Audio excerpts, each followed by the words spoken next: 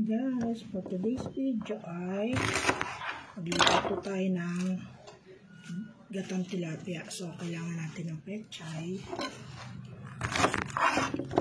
Tanggalin lang natin yun. Pechay. Siyempre, kailangan natin ng talong. Gusto ko may talong eh. Ano lang ito?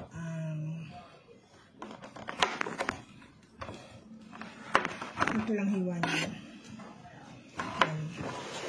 Tapos, ilagyan ko lang ang hiwa niya.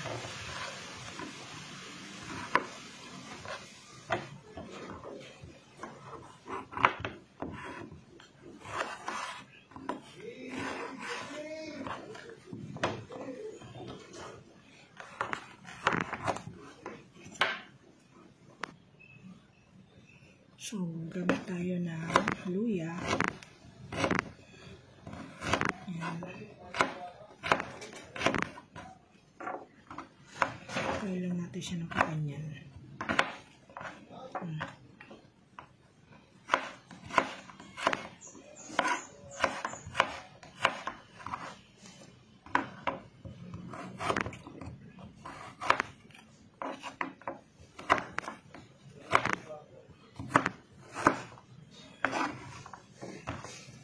Yan, sibuyas.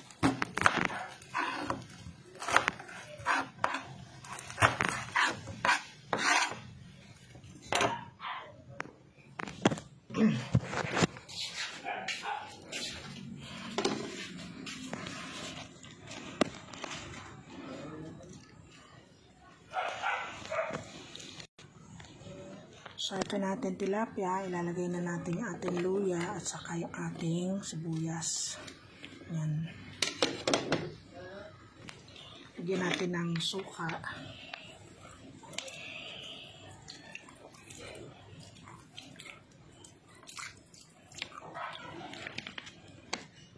Lagyan ng paminta. Yan. Saka konting tubig kasi pag hindi masyado maasim yan. Yan. Natin pakakuloan. So, kumukulo na siya, iplanan natin siya, nalagyan natin siya ng asin kasi matabang kanina yung tikim ko. Yan. Asin. Tapos, ilalagay na natin ang ating gata. Yan. Ito guys ang ginamit ko. Yan. Fresh gata. Lagay na natin siya.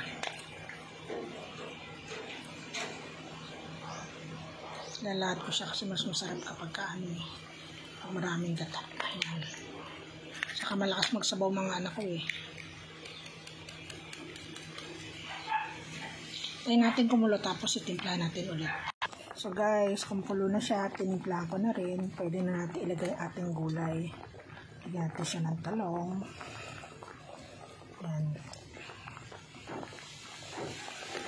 At saka pechay. Lagay na natin yung pechay. Yan. Hanggang sa palambutin natin yung ating gulay. Makulo na siya. Takpan natin siya ulit. Para maluto siya. So yan guys. Luto na ang ating paksiw sa gata na tilapia. May gulay, pechay at saka talong. Yummy!